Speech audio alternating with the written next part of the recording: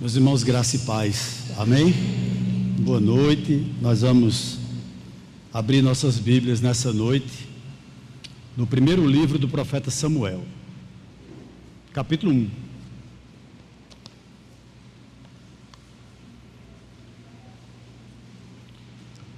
Inicialmente nós vamos ler do verso 1 até o verso de número 8, inicialmente. Tá bom? Amém? Os irmãos encontraram? Podemos fazer a leitura do texto. 1 Samuel capítulo 1. Nós vamos inicialmente ler do verso 1 até o verso de número 8 nessa noite. Amém? O texto sagrado nos diz assim: Houve um homem de Ramataim Zofim, da região montanhosa de Efraim, cujo nome era Eucana, filho de Joroão, filho de Eliú, filho de Tou, filho de Zufi, efraimita. Eucana tinha duas mulheres, uma se chamava Ana e a outra se chamava Penina. Penina tinha filhos, Ana, porém, não tinha. Todos os anos esse homem ia da sua cidade para adorar e sacrificar ao Senhor dos Exércitos, em Siló, onde Ofni e Finéias, os dois filhos de Eli, eram sacerdotes do Senhor. No dia em que Eucana oferecia o seu sacrifício, ele dava porções deste a Penina, sua mulher, e a todos os seus filhos e filhas. A Ana, porém, dava uma porção dobrada, porque ele a amava, mesmo que o Senhor a tivesse deixado estéril. Penina, sua rival, a provocava excessivamente para a irritar, porque o Senhor a tinha deixado sem filhos. Isso acontecia ano após ano. Todas as vezes que ia à casa do Senhor, a outra a irritava. Por isso Ana se punha a chorar e não comia nada. Então Eucana, seu marido, lhe disse: Ana, por que você está chorando? E por que não quer comer? E por que está triste? Será que eu não sou melhor para você do que 10 filhos? Vamos orar? Senhor, aqui está a Tua palavra, que nessa noite, pela Tua infinita graça e misericórdia, ó Deus, vem falar ao nosso coração. Vem falar, Senhor, de uma forma clara, de uma forma, ó Deus, que nós possamos aplicar na nossa vida diária o que vai ser exposto aqui nessa noite. Faz isso, meu Deus, para o louvor da Tua glória, para o louvor da Tua glória. Amém. Eu estava orando ao Senhor, irmãos, e eu confesso a você que eu estava muito inclinado a pregar ou começar uma série de pregações em uma carta que eu poderia chamar de mais teológica. Mas ao mesmo tempo eu confesso a você que eu tenho me encantado com algumas histórias do Antigo Testamento que nós podemos chamar de histórias notáveis. Nas últimas oportunidades eu preguei baseado na história de Sansão, eu preguei baseado na história de Raabe, eu preguei baseado na história na oração de Jabes. Todas essas histórias eu considero histórias notáveis, que possuem grandes ensinamentos para nós. E hoje não vai ser diferente. Nós vamos para mais uma cena do Antigo Testamento que nós podemos considerá-la como uma história notável. É a história dessa mulher, de uma mulher chamada Ana. E antes de nós adentrarmos no texto propriamente dito, eu gostaria de falar um pouquinho aos irmãos sobre o seguinte. Eu não sei se você é alguém que possua familiaridade com o mundo dos investimentos. Por exemplo, se você for uma corretora de valores, possivelmente um investidor financeiro vai tentar lhe orientar como você deve começar investindo. E eu creio que essa pessoa, esse investidor financeiro, certamente essa pessoa irá lhe recomendar que você diversifique a sua carteira. Em que sentido? Tipo assim, você deve colocar uma certa porcentagem do que você tem em renda fixa, você deve colocar outra porcentagem naquilo que eles chamam de renda variável, e também você deve colocar outra parte que você tem a investir no que eles chamam de renda híbrida, ou renda mista, que é uma junção da renda fixa com a renda variável. Possivelmente essa mesma pessoa, esse consultor financeiro, ele irá lhe aconselhar a você ter uma reserva de emergência. O que significa isso? Como o próprio nome já diz, é aquele dinheiro que você vai ter para uma necessidade urgente. Ou seja, no caso de você ficar desempregado, no caso de você ficar doente, no caso de você precisar consertar o carro de uma hora para outra, ele certamente irá lhe aconselhar você fazer esse tipo de coisa. Interessante que essa reserva de emergência, ela tem que ter no mínimo, lá guardado, 3 meses da sua despesa mensal. Exemplo, se você é alguém que ganha R$3.000 por mês, essa reserva de emergência ela deve ter no mínimo R$9.000, fora o que você vai investir. Você pode estar me perguntando, pastor, o senhor está parecido muito com os pastores que eu conheço aí na televisão. Eu quero dizer a você que eu não sou a Universal. E por que eu estou dizendo a você isso? Porque investir é importante.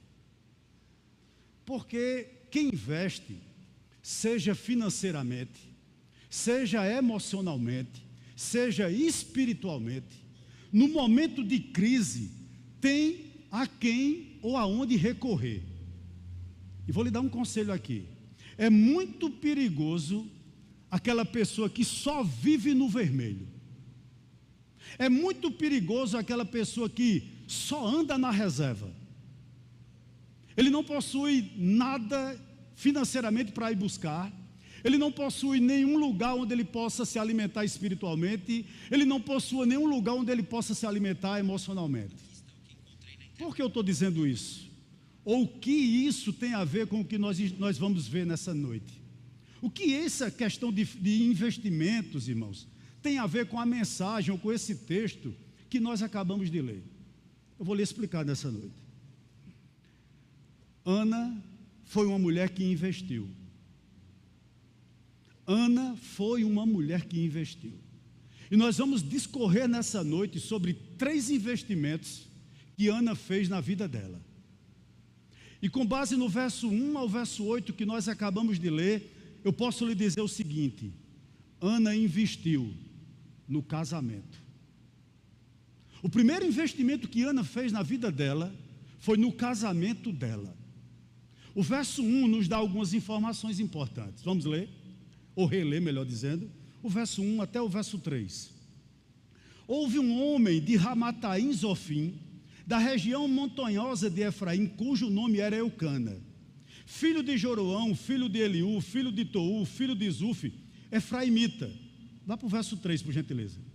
Todos os anos esse homem ia da sua cidade para adorar e sacrificar o Senhor dos Exércitos em Siló, onde Ofni e Finéias, os 2 filhos de Eli, eram sacerdotes do Senhor. O que esses 2 versos têm a nos informar com relação ao casamento de Ana? Em primeiro lugar, ela casou-se com um homem crente. Eucana era um homem crente, sim, senhor. A família de Eucana era descendente de Belém. E a outra informação, em outro texto, você pode verificar em casa, em 1 Crônicas, capítulo 6, verso 33, 34, que diz que esse homem, o marido de Ana, chamado Eucana, ele era um levita. Ou seja, ele era da família de Efraim. E essa informação, ela não pode ser desprezada. E eu lhe diria por quê? Certamente eu quero acreditar que Eucana não tinha atividades ou ofícios regulares no tabernáculo. Ele não ia a Siló servir ali como um levita. Eu creio que não. Todos os dias eu acredito que não. Porém, pelo menos ano após ano, ou nas 3 festas principais do povo de Israel, ele ia até lá. Ele era fiel com as suas obrigações para com Deus. Ele ia ao tabernáculo levando suas ofertas, levando seus sacrifícios. Ele ia para lá orar. E isso servia de exemplo, irmãos, para os seus vizinhos. E você poderia me perguntar, por que essa atitude era louvável e servia de exemplo? Creio eu que por pelo menos 2 razões. Nesse tempo, no tempo que Eucana e Ana se casaram, Deus havia estabelecido um lugar, um altar, onde o povo de Deus deveria adorar. Deus se encontrava com o seu povo naquele lugar, e era uma tenda feita de lona, chamada tabernáculo. Aonde estava o tabernáculo de Deus, que representava a presença de Deus no meio do seu povo? Em Siló. E esse homem, ele ia todos os anos, se deslocava de onde ele morava até Siló para sacrificar, porque ele havia aprendido com Deus que quando Deus determina alguma coisa, a gente não discute, a gente simplesmente obedece. Ele ia a esse lugar com o intuito de se encontrar com Deus. Não só ele levava as suas 2 mulheres. Não fique com raiva dele, até daqui a pouco eu vou explicar essa questão das 2 mulheres, tá bom? Mas ele ia. Outra coisa que me chama a atenção, quando ele chegava ao tabernáculo, quem ele encontrava servindo no tabernáculo? O verso 3 vai nos dizer, olhe para ele: todos os anos esse homem ia da sua cidade para adorar e sacrificar o Senhor dos Exércitos, em Siló, onde Ofni e Finéias, os 2 filhos de Eli, eram sacerdotes do Senhor. Quando ele chegava no tabernáculo, ele olhava para aquilo que corresponde hoje aos pastores, ele se deparava com os 2 filhos de Eli. Quem eram essas 2 raridades? Quem eram essas 2 peças? Desculpe o que eu vou falar aqui nessa noite. 2 ladrões, 2 prostitutos vestidos de sacerdote. Quer informação sobre eles? Leia 1 Samuel capítulo 1, do 12 ao 17.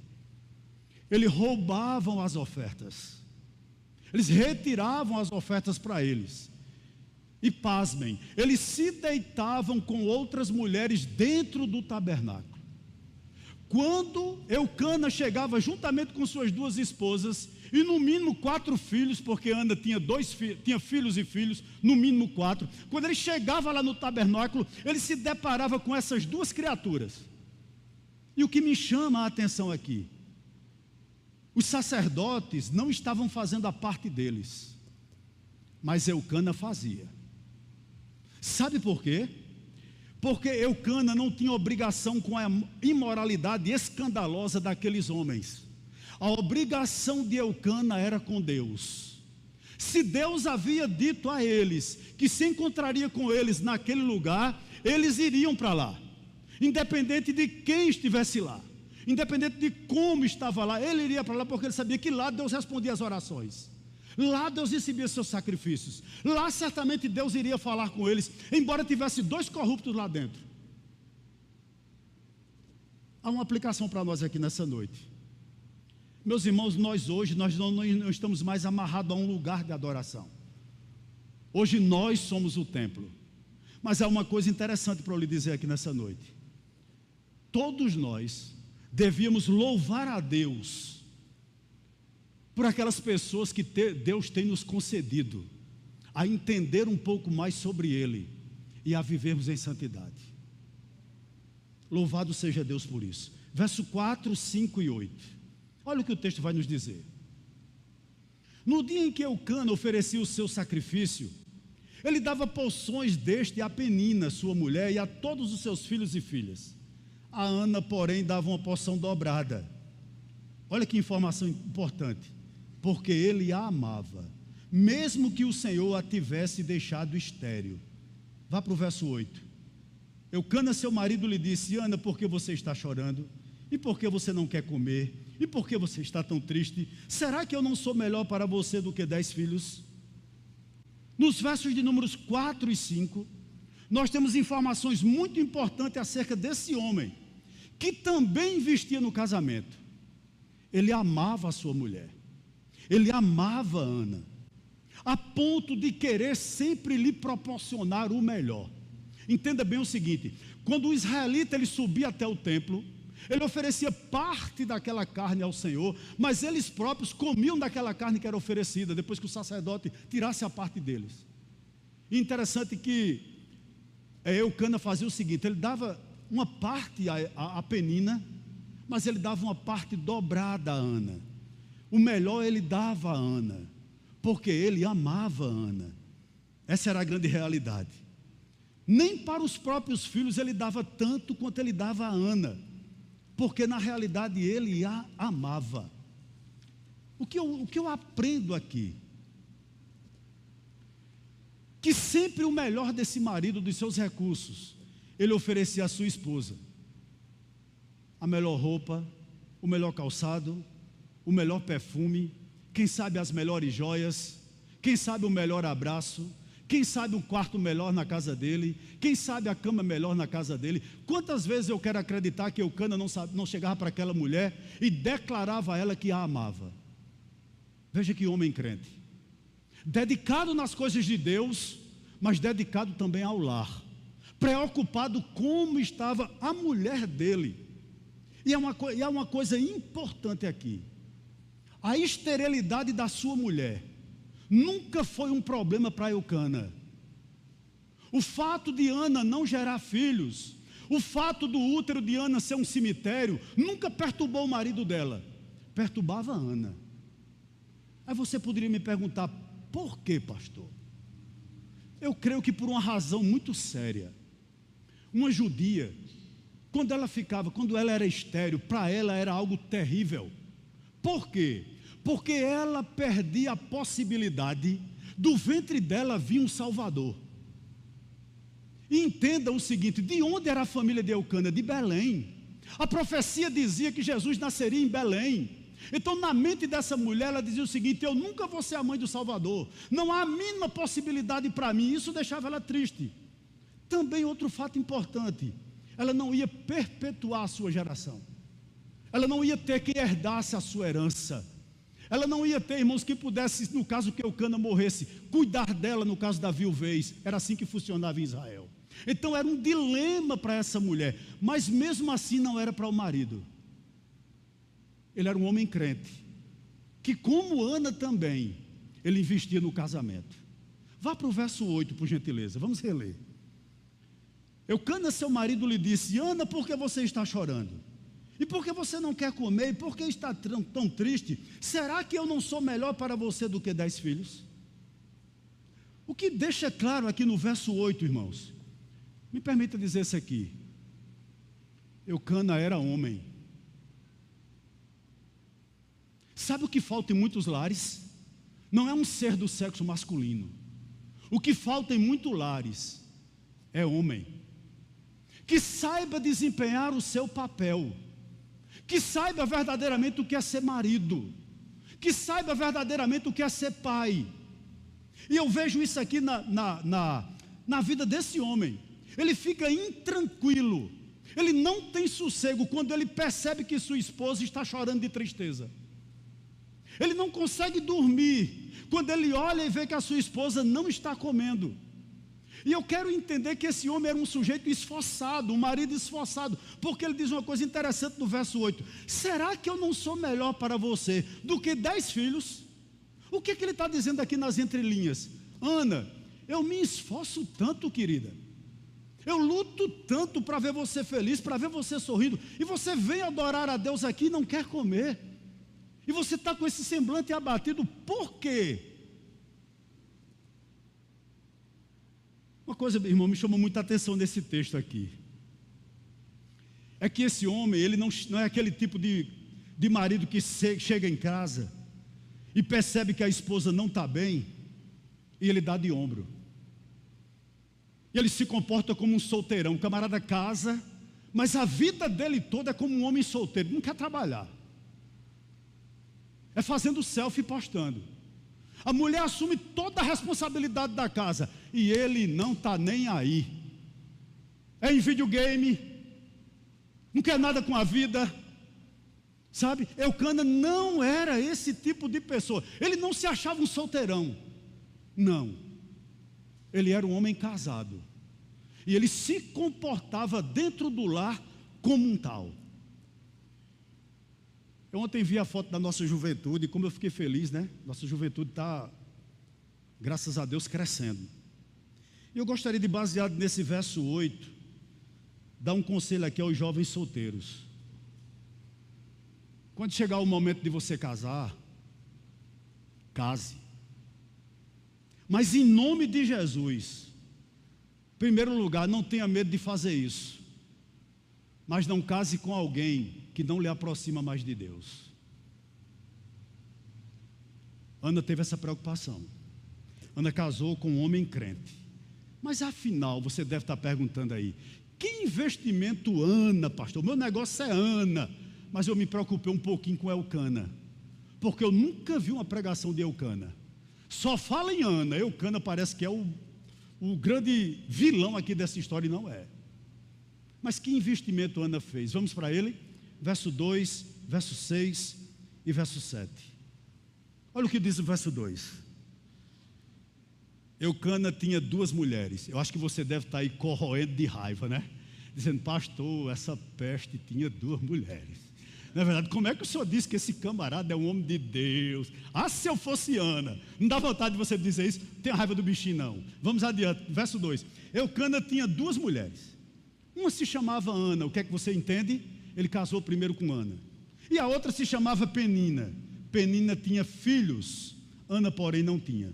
Verso 6. Penina, sua rival, a provocava excessivamente para irritar, porque o Senhor a tinha deixado sem filhos. Verso 7. E isso acontecia ano após ano. Todas as vezes que Ana ia à casa do Senhor, a outra a irritava. Por isso Ana se punha a chorar e não comia nada. Meus amados irmãos, por que a família de Ana, como toda família que está aqui, toda família no mundo, ela precisava de investimento da parte dela também, não só de Eucana? Porque é uma coisa que eu vejo muito em muitos lares. O lar de Ana tinha piedade. Lembra dos sacrifícios? Lembra das orações? Lembra que eles iam todos os anos, pelo menos 3 vezes a Siló? O lar de Ana tinha piedade, mas o lar de Ana não tinha unidade.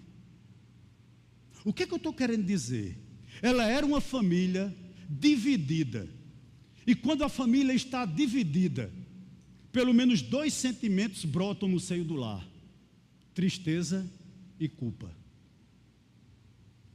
Quando seus filhos começam a descarrilhar por um caminho que você não quer, você começa a perguntar: onde eu errei? Quando o seu cônjuge não é tudo aquilo que você esperava, você começa a ficar triste. O lar de Ana não era diferente. E o que me chama a atenção aqui, pense comigo numa coisa aqui. Eu já disse a você que Eucana casou primeiramente com Ana, possivelmente isso, e ela era estéril. E Ana, como Sara de Abraão, parece que eles não aprenderam com Abraão e Sara. Ela teve aquilo que nós podemos chamar de, entre aspas, uma excelente ideia. Eucana, já meu filho, que eu sou estéril, eu conheço uma menina aqui perto de casa. O nome dela é Penina, ela é tão simples, ela é tão humilde, é tão amiga minha. A lei permite que isso seja feito em caso de esterilidade. E permitia mesmo, Deuteronômio capítulo 21, do 15 ao 17. Em caso de esterilidade, pela dureza do coração, assim como o divórcio, houve essa lei no meio do povo de Deus. Se a mulher fosse estéril, o homem podia, para procriar, ter outra mulher. Interessante que isso quebrava o propósito de Deus, porque sempre, antes da queda, é um homem com uma mulher. O que Deus uniu, não separe o homem. Não é verdade? Mas Eucana e Ana conversaram nesse sentido. Mas isso nunca foi o propósito de Deus para eles. Repito, eles não aprenderam com Sara, eles não aprenderam com Abraão. E Eucana arrumou essa mulher. E essa mulher começou a gerar filhos e filhas. Olha o que o verso 6 nos diz. Penina, sua seguidora no Instagram, era? Penina, sua amiga leal, era? Penina, sua rival. A provocava excessivamente para irritar, porque o Senhor tinha deixado ela sem filhos. O que é que me chama a atenção aqui? Veja que drama Ana vivia debaixo do mesmo teto. Eu quero crer que essas 2 mulheres moravam na mesma casa. Agora você imagine você casada com alguém, você estéril e a sua rival, todo ano tem um menino. Você acha como ela olhava para Ana, Penina? Eu acho que ela balançava o menino e dizia: ó, besta, tu nem tem. É ou não é? Para irritar, para provocar, para que Ana saísse de casa. Essa era a grande realidade. Mas mesmo assim, deixa eu dizer algo aqui a você que é invejável na vida de Ana. Ana tinha domínio próprio. Você vai começar a ler o texto, e dentro de casa, Ana nunca disse uma palavra a Penina. Ana convivia com aquela mulher sem abrir a boca. Ela convivia com aquela mulher, é verdade, amargurada, é verdade, triste, mas ela não dizia nada. E eu tenho uma pergunta para você aqui, baseado no que nós estamos vendo aqui nessa noite. Você talvez viva debaixo do mesmo teto com um rival. Talvez seu cônjuge não tenha um amante, como Eucana tinha.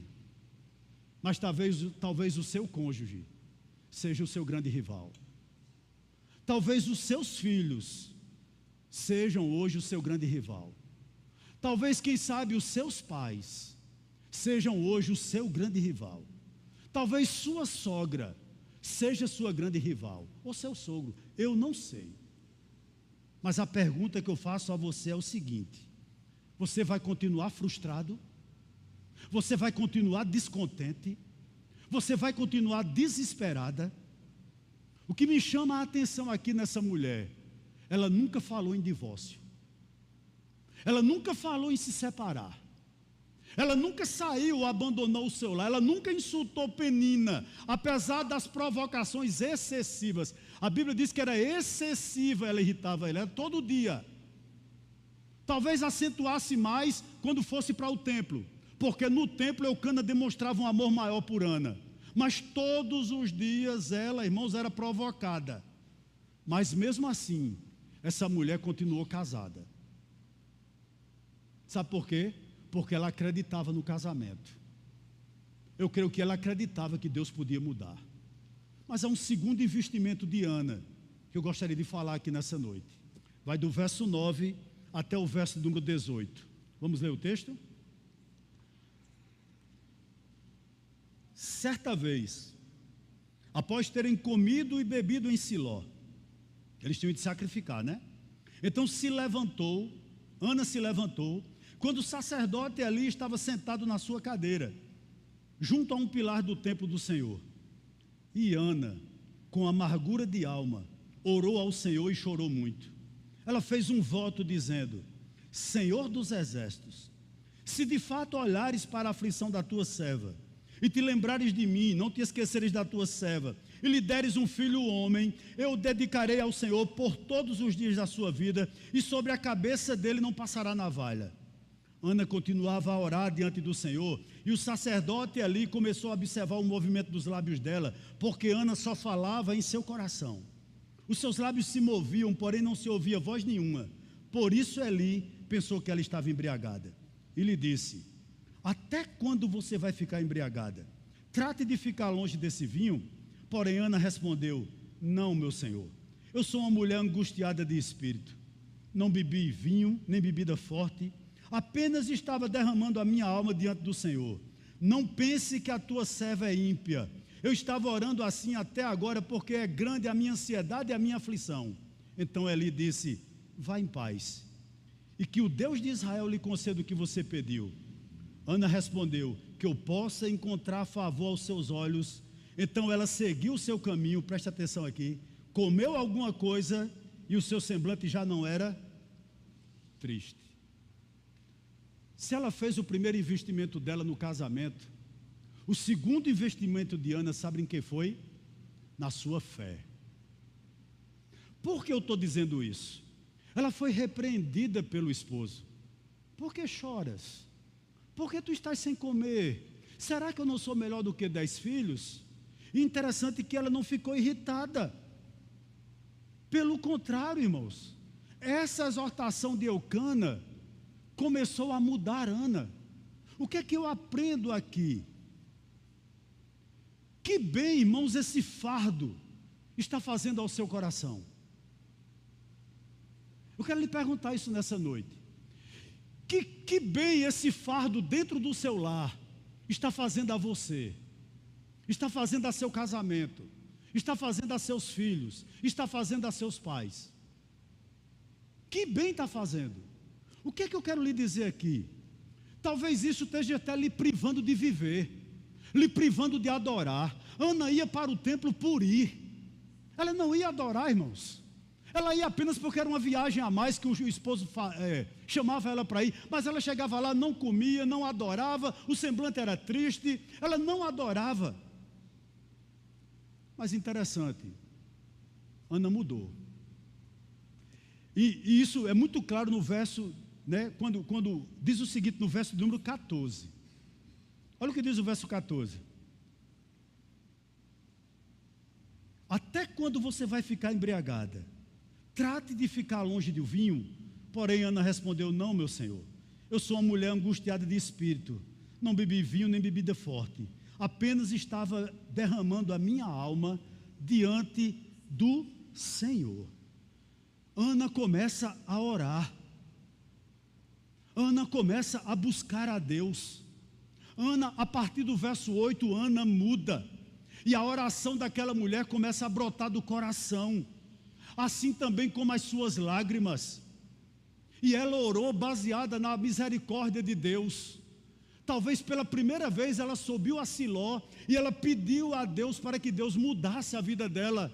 Certamente ela disse o seguinte: Senhor, eu não consigo viver com esse fardo, eu não consigo viver com essa situação, Senhor, muda. O que me chamou a atenção aqui é que ela, com amargura de alma, orou ao Senhor e chorou muito. E ela fez um voto a Deus dizendo: Senhor dos exércitos, olha para a minha aflição. E Senhor, se tu se lembrares de mim, se não esqueceres de mim, e me deres um filho homem, eu o dedicarei totalmente a ti, por todos os dias da vida dele, e ele vai ser um nazireu. Meus amados irmãos, o que é que a gente aprende nesse verso 9 até o verso número 18? Eu vou chamar sua atenção mais uma vez para o verso 13 e 14. Como Ana só falava em seu coração, os seus lábios se moviam, porém não se ouvia voz nenhuma. Por isso Eli pensou que ela estava embriagada e lhe disse: até quando você vai ficar embriagada? Trate de ficar longe do vinho. Por que eu chamei a sua atenção aqui para o verso 14? Eu disse a você que quando eles subiam para o templo, eles estavam familiarizados com a vida promíscua daqueles sacerdotes, filhos de Eli. E interessante, quando Ana começa a orar, Eli olha para aquela mulher e diz o seguinte: ela também está bêbada. Na cabeça de Eli, o que era que estava passando? Devido a tanto maus testemunho que os próprios filhos deles davam naquele tabernáculo, de se deitar com as mulheres que vinham ali, quando Eli olhou para Ana, só batendo os lábios e chorando, qual conclusão Eli chegou? Essa é mais uma que se deita aqui com meus filhos. Essa mulher está embriagada, ela está cheia de vinho. Deixa eu dizer algo aqui para você que é cristão, que frequenta a igreja cristã há algum tempo. Um resultado perverso da iniquidade proliferada no nosso meio é que, com frequência, nós acabamos suspeitando de pessoas inocentes e fiéis. Deixe de fazer pré-julgamento. Eli aqui fez um pré-julgamento de Ana. Por que isso nos fere tanto, irmãos? Porque a tendência de nós, assim como Eli, é quando a gente começa a ver escândalos no nosso meio, a gente deixa de confiar nas pessoas. A gente tem medo de se abrir para as pessoas. A gente tem medo de conversar com as pessoas. A gente tem medo, irmãos, de, na realidade, abrir nosso coração com alguém. Diante de tanto escândalo, de tanta proliferação, a gente começa a se fechar. A gente tem medo de fazer amizades. Pior, muitas vezes nós ficamos como Ana, guardando o problema, morrendo por dentro, porque a gente acha que na igreja não tem ninguém confiável. Quando Eli olhou para Ana, disse: ela está na realidade embriagada. Mas eu gostaria de dizer algo aqui a você. Ainda existem pessoas fiéis, ainda existem pessoas íntegras, e eu quero acreditar que Ana era uma. Ela foi ao tabernáculo, não interessada nos filhos de Eli, mas ela foi ao tabernáculo naquele dia, decidida a mudar. Se uma virtude essa mulher tinha, repito, era domínio próprio. Porque mesmo diante dessa acusação, olha a resposta que ele dá. Olha a resposta que ela dá. Olha o equilíbrio que ela tem no verso 15. Ana respondeu: não, meu senhor. Eu sou uma mulher angustiada de espírito. Eu não bebi vinho nem bebida forte. Apenas estava derramando a minha alma diante do Senhor. O que é que Ana está dizendo aqui com equilíbrio? Meus olhos não estão vermelhos por conta do vinho. Ela podia ter dito, como teus filhos, mas ela não disse. Meus olhos estão vermelhos de lágrimas. Meus olhos estão vermelhos de saudades que eu tenho de Deus. E outra coisa interessante que ela responde: eu não estou falando sozinha, como os ébrios fazem. Se ela não fosse uma pessoa que tivesse domínio próprio, como os filhos de vocês, como seus filhos fazem.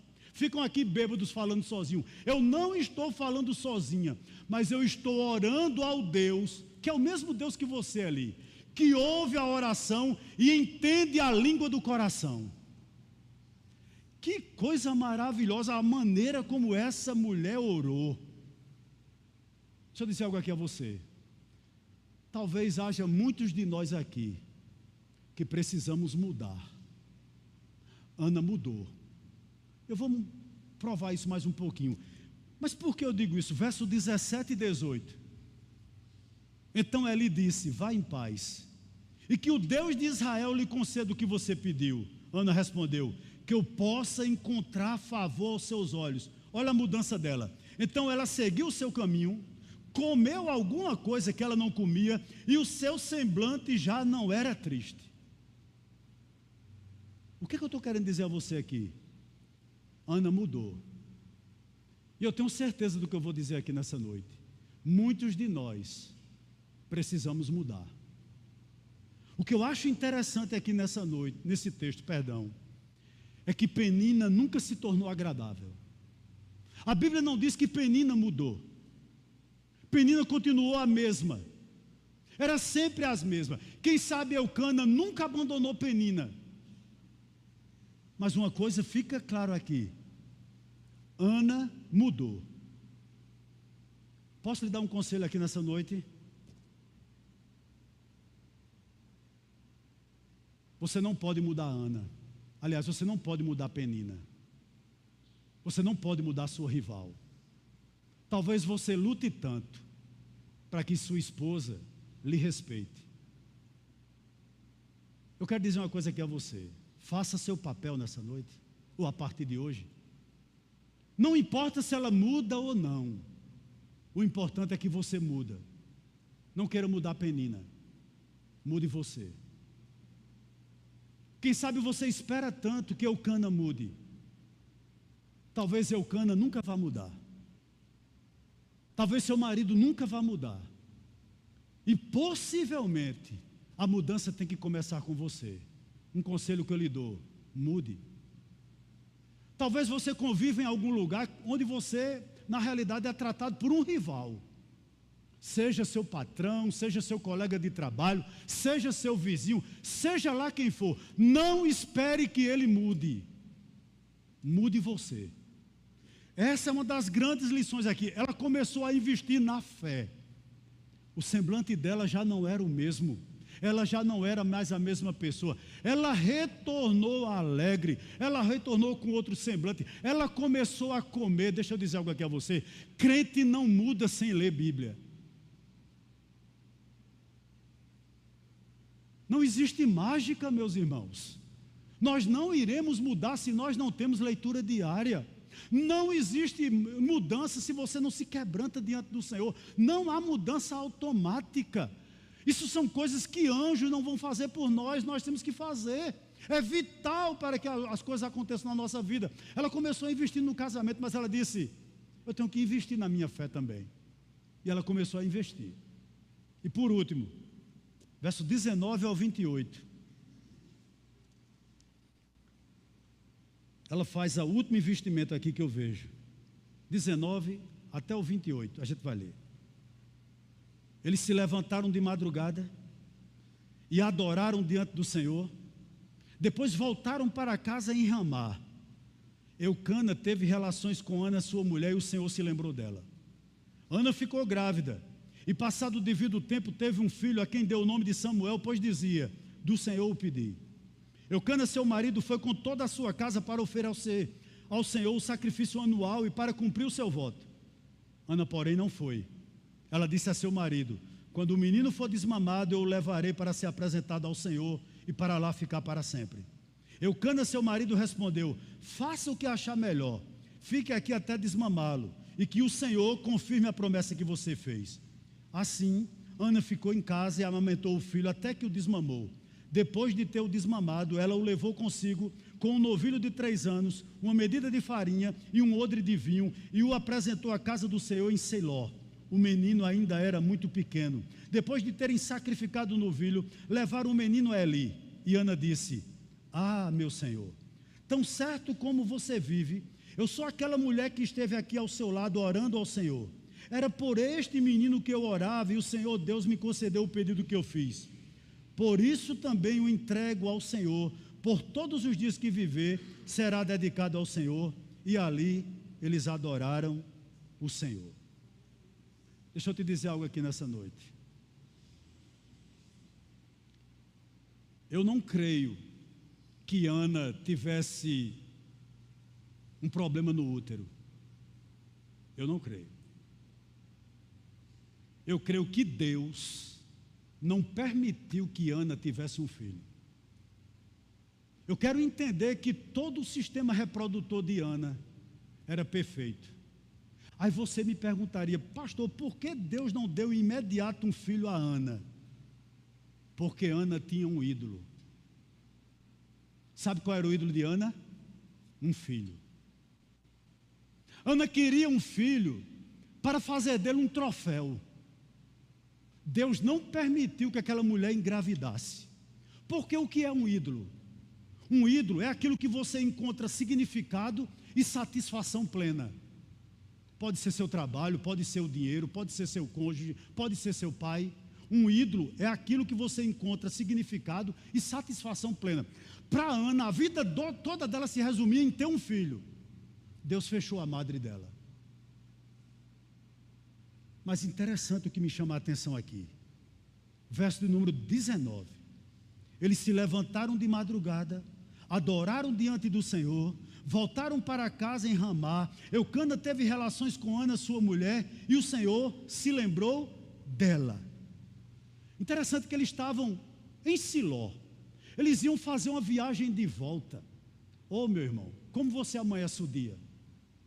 Essa mulher triste, do semblante decaído, ela não tinha mais nem desejo de orar. Mas a partir do momento em que ela mudou, ela ia fazer uma viagem de volta com a sua rival, com o marido, com pelo menos 4 filhos da sua rival. Tu imagina o que elas tinham que arrumar. Se foram de animais, tinham que arrumar os jumentos, ou talvez os camelos, tinha que trocar a foto daquele menino tudinho, tinha que arrumar a bagagem, tudo de volta. Mas uma coisa que me chama a atenção: o dia amanheceu.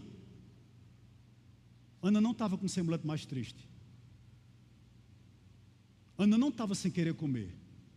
A Bíblia diz que quando o dia amanheceu, antes de viajar, eles adoraram ao Senhor. Eles se prostraram diante do Senhor. E há uma aplicação para mim e para você aqui nessa noite. As nossas obrigações devem ser sempre semeadas de oração, para que você comece o dia bem. Como você começa o dia? Como você amanhece o dia? De que forma nós amanhecemos? Talvez seja o seguinte: a gente olhe para o lado e pegue logo o nosso smartphone. O que é que colocaram no Instagram? Quem mandou mensagem para mim? Né? Porque eu recebi essa mensagem, vou responder. Ana não era assim, porque ela tinha mudado. O dia raiou, ela não estava mais triste, ela havia se tornado uma adoradora, né?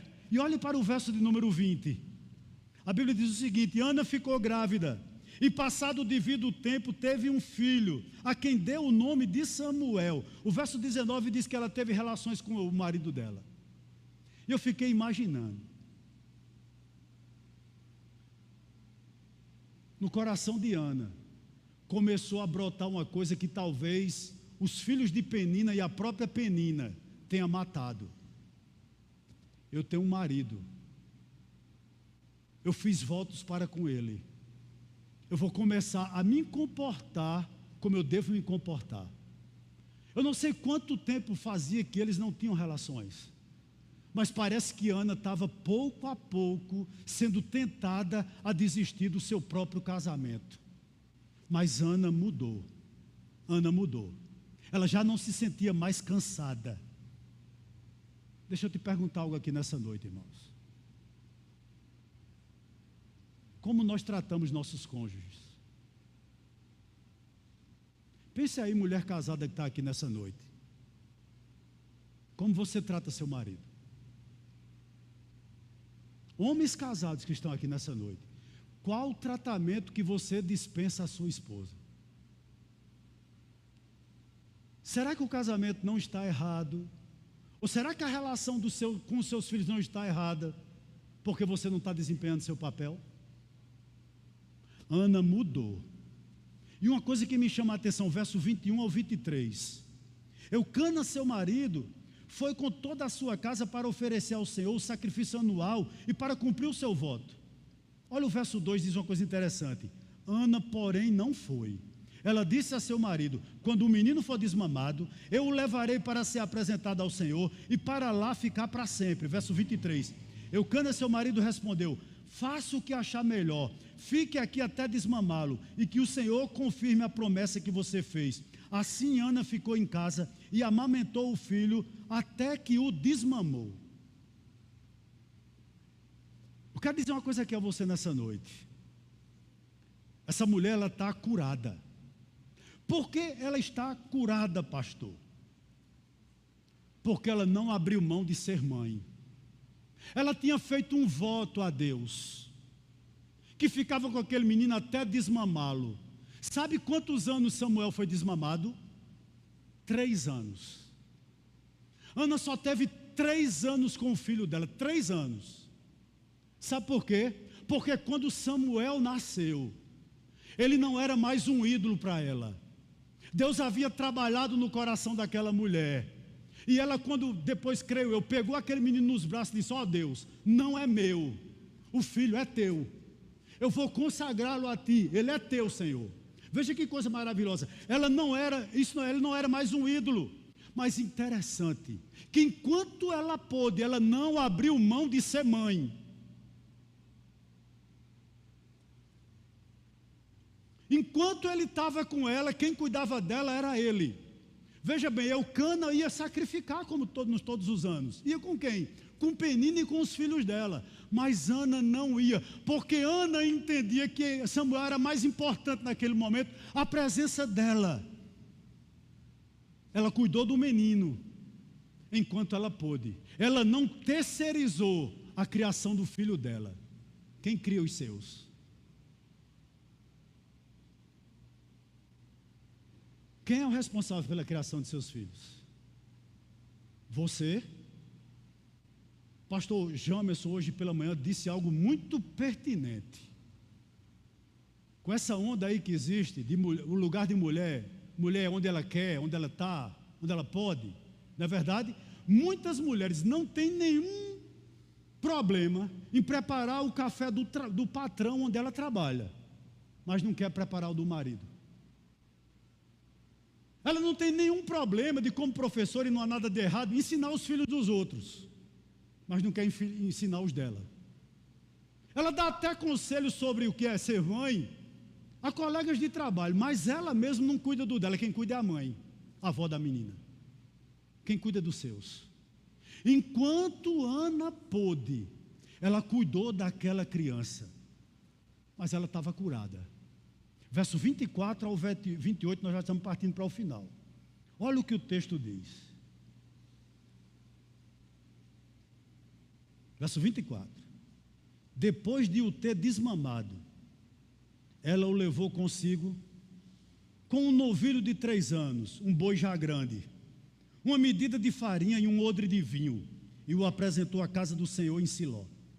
O menino ainda era muito pequeno, leia-se, 3 anos de idade mais ou menos. depois de terem sacrificado o novilho, levaram o menino a Eli.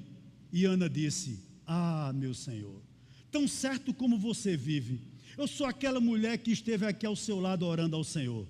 Era por esse menino que eu orava, e o Senhor Deus me concedeu o pedido que eu fiz. Por isso também o entrego ao Senhor. Por todos os dias que viver, será dedicado ao Senhor. E ali eles adoraram o Senhor. O que me chama a atenção aqui, e aqui está o terceiro investimento dessa mulher. Ela investiu no casamento, ela investiu na fé, mas ela investiu nos filhos. O que me chama a atenção aqui a partir do verso 24, repito, quem era Eli? Eli era um senhor de quase 90 anos, gordo, praticamente cego, que ficava no tabernáculo por ficar, sentado num templo.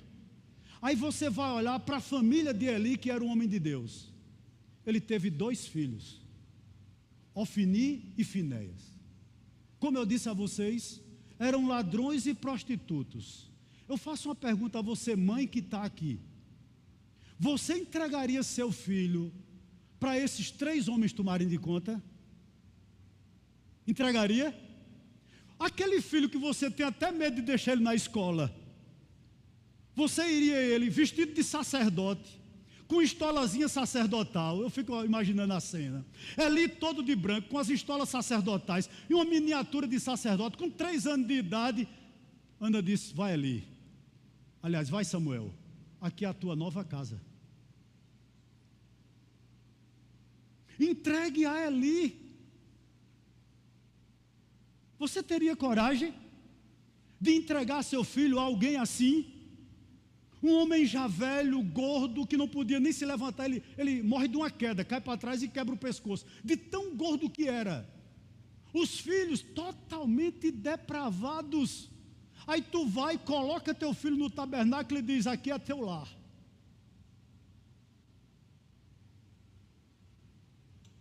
Há uma passagem em Jeremias capítulo 1, verso 5, que diz o seguinte: antes que eu te formasse no ventre, eu te conheci. Deixa eu dizer algo aqui a você, pai e mãe crente. Nossos filhos, antes de ser filhos nossos, eles são filhos de Deus.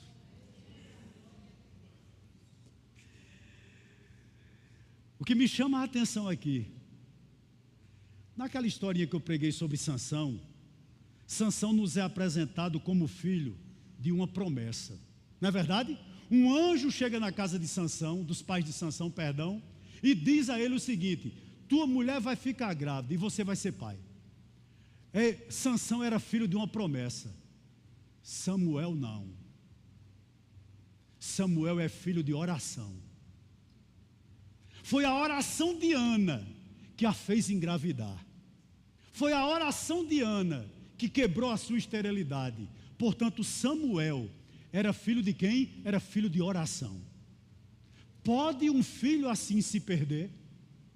Eu acho muito difícil. Eu vou concluir nessa noite e vou lhe chamar para caminhar um pouquinho para o capítulo 3. Nós vamos rapidamente ler do verso 1 ao verso número 14. Olha como o texto é lindo, irmãos. Diz assim o verso 1 do capítulo 3. O adolescente Samuel era o menino Samuel. Servia o Senhor diante de Eli. Naqueles dias a palavra do Senhor era muito rara. As visões não eram frequentes, ou seja, não tinha palavra de Deus. Certo dia o sacerdote Eli, cujos olhos já começavam a escurecer, ou seja, era quase cego, a ponto de não poder ver, estava deitado no lugar de costume. Também Samuel estava deitado no templo do Senhor, onde estava a arca da aliança. Antes que a lâmpada de Deus se apagasse, o Senhor, não foi Eli, o Senhor chamou o menino: Samuel, Samuel. Esse respondeu: eis-me aqui. Então correu para onde estava Eli e disse: eis-me aqui, pois você me chamou.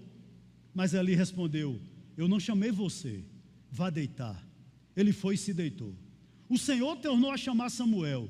Este se levantou, foi até Eli e disse: eis-me aqui, pois você me chamou. Mas Eli respondeu: meu filho, eu não chamei você, vá deitar. Porém Samuel ainda não conhecia o Senhor, e a palavra do Senhor ainda não havia sido manifestada a ele. E o Senhor chamou Samuel pela terceira vez. Ele se levantou, foi até Eli e disse: eis-me aqui, pois você me chamou. Então Eli entendeu que era o Senhor quem chamava o menino. Por isso Eli disse a Samuel: vá deitar. Se alguém chamar, diga: fala, Senhor, porque o teu servo ouve. E Samuel foi para o seu lugar e se deitou. Então o Senhor veio ali. Então o Senhor veio e ali esteve e chamou como das outras vezes: Samuel, Samuel. Esse respondeu: fala, porque o teu servo ouve. Meus irmãos, eu acho que eram as primeiras noites, ainda um gurizinho, com saudade do papai, com saudade da mamãe. Eucana não sabia o que estava acontecendo, Ana não sabia o que estava acontecendo. Eram as primeiras noites daquele menino ali, com saudade do colo da mãe, quem sabe do peito da mãe. Mas nesse imbróglio todo, Deus fala com Samuel. Sabe o que Deus queria ensinar a Samuel e a mim e a você, pai que está aqui nessa noite? Quem vai guiar esse menino não é o coração dele. Quem vai guiar esse menino não é Eli. Quem vai guiar esse menino não é Ofni nem Finéias. Quem vai guiar esse menino é a minha voz.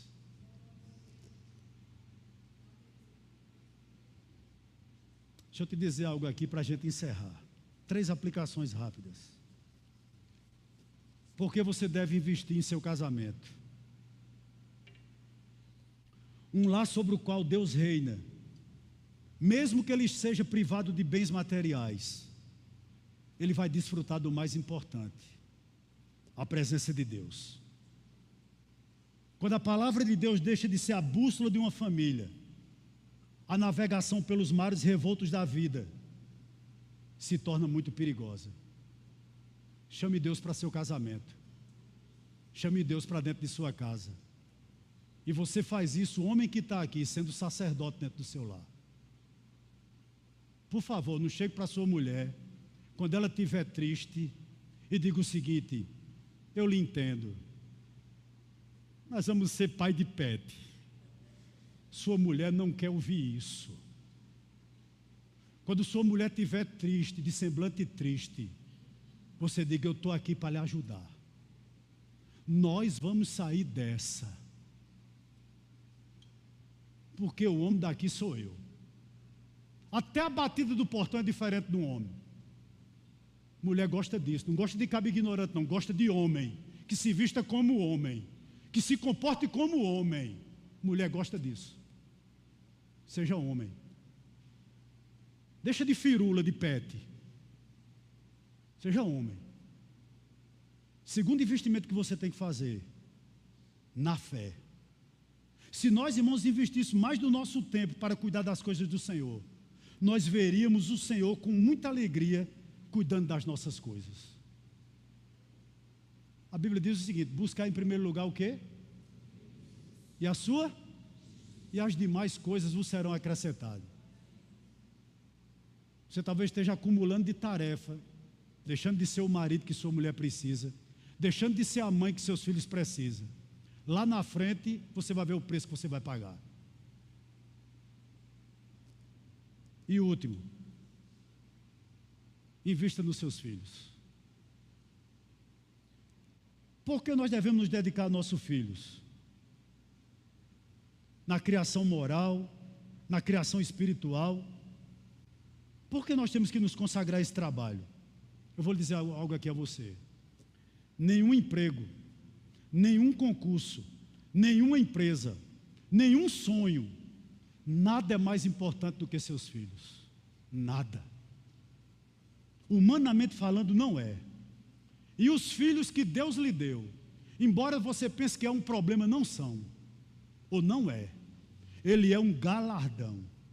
Ou seja, uma recompensa gloriosa, uma bênção extra, a generosa recompensa de Deus a quem é pai e a quem é mãe. Não reclame de seus filhos. Não reclame de seus filhos. Vou terminar dizendo o seguinte.